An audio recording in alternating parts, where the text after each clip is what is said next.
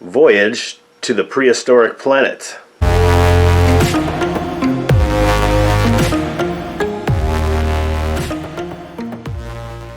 Check this out. Croczilla. I haven't watched Croczilla. This is not a review of Croczilla.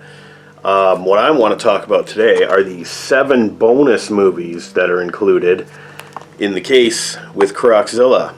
8 movies total. And the descriptions looked okay. What would be the craziest, corniest ones that I could watch on this DVD collection? I haven't got time to watch them all, or, not anytime soon. First one I watched, Voyage to the Prehistoric Planet. Now, this is a weird movie.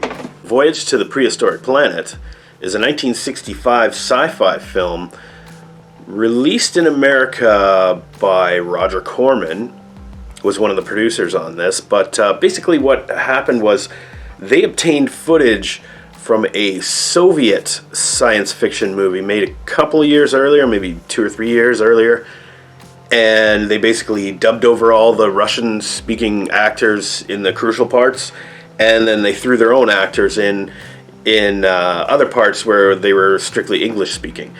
And it's really cheaply done. I guess the story's pretty basic. It's dudes exploring Venus. It's supposed to be Venus. And so you have 2 landing parties, and you also have somebody orbiting in space, and then you also have somebody on a space station on the moon, and they're all interacting, all talking over the radio and stuff, and it's so corny, oh my god. But yeah, so there's a plot to explore Venus. And they have a robot. And the robot's actually pretty funny and pretty ridiculous. And he talks so incredibly slow. And he's just conveying basic information like, please return to the cave. And I have no idea why he talks this way. But, I guess in 1965, that's what they thought a robot should be. But the robot does some stuff and whatever, and they have a flying car too, which is kind of cool, almost like a land speeder. And I was actually impressed by the effect of this because they mask it with smoke and fog and stuff like that. It's called the Prehistoric Planet because there's a couple of scenes where the guys are just hey, look over there, there's a dinosaur. Oh, that's cool. Hey, I'm gonna go get a sample out of its tail. And it's just this stop motion dinosaur or whatever puppet dinosaur that's just sitting there. And you see superimposed, the guy just walks up, touches the tail, waves at his buddy, hey, I got it, and then comes back. And that's the most dinosaurs you see in this movie.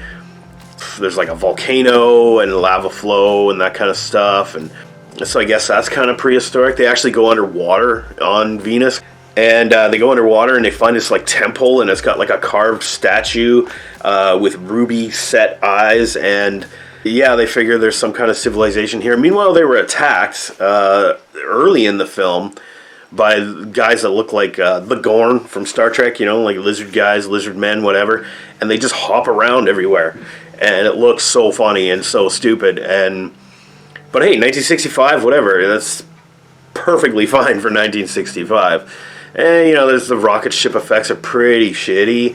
Kind of curious that all the rockets and stuff have what looks to be Russian letters on there. Yeah, I'd like to know the story behind this. Did they steal this movie from the USSR? Or was it some shady backroom meeting in Singapore or something like that? Yeah, it's pretty messy, but it actually, I don't know, if you were to see this subtitled with the Russian actors actually speaking their lines and you can see what they're saying on the screen, it would probably make a hell of a lot more sense. It's dumb, but it's entertainingly dumb. The plot is not bad. At 1965 they didn't know shit about Venus, right? Didn't get to the moon yet, so they've barely been into space at all, so they don't have a whole lot of science to back up their science fiction. But they make a cool story, and it's kind of there's a killer plant.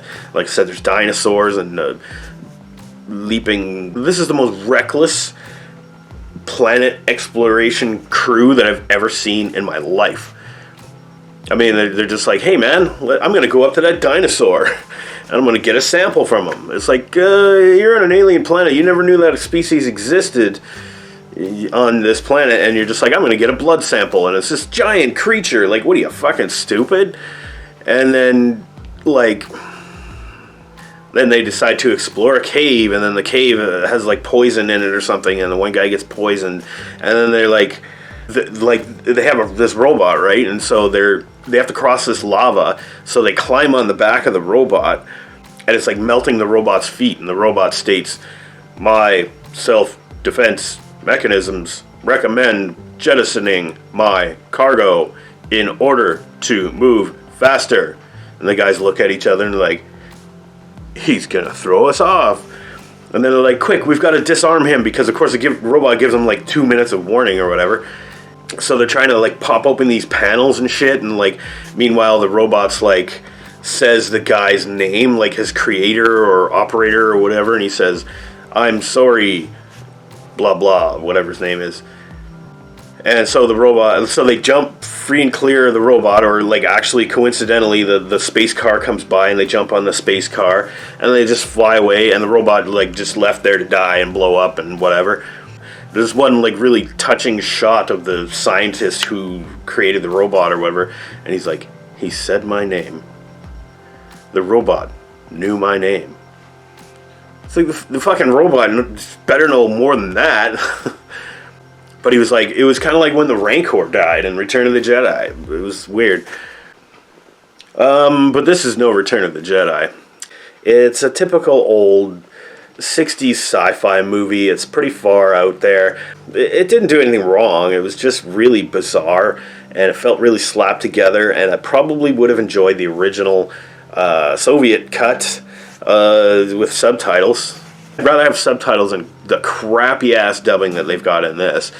It's like none of the voice actors were in the same room, because nobody seems to be actually speaking to anybody, and every line is so deadpan. There's a lot of words are mispronounced, and it's just like, this must have been done in a hotel room in an afternoon or something like that. So it was a short one, so it wasn't a lot to sit through.